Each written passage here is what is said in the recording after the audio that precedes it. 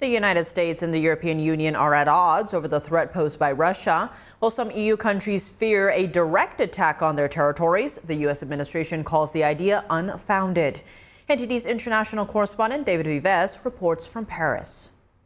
French Foreign Minister Jean-Noël Barrot issued a stark warning on Thursday about the growing threat of Russian aggression in Europe, calling it not theoretical but very factual.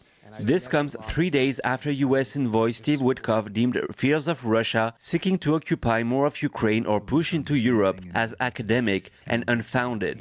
Other European countries such as Poland, Denmark and the Baltic states also fear a direct attack from Russia on their territories.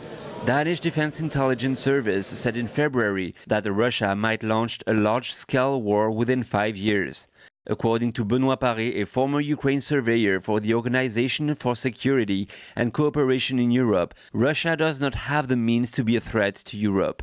There's nothing that allows us to believe seriously that Russia could actually attack the European Union.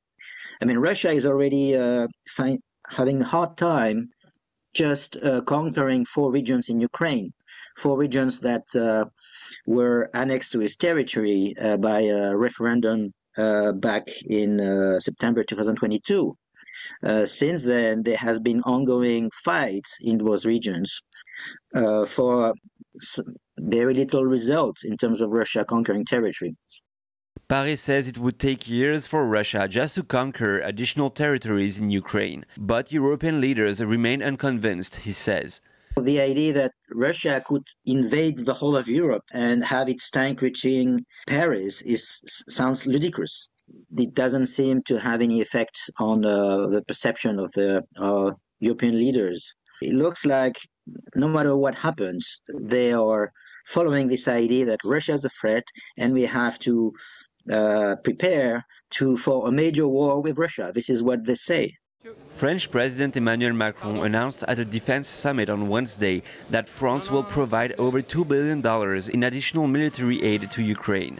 He and Volodymyr Zelensky accused Russia of reinterpreting and rewriting recent limited ceasefire deals. British Prime Minister Keir Starmer said on Thursday that Western allies other than the US would be ready to put into operation any peace deal for Ukraine whenever its precise shape turns out to be. David Vives, NTD News, Paris.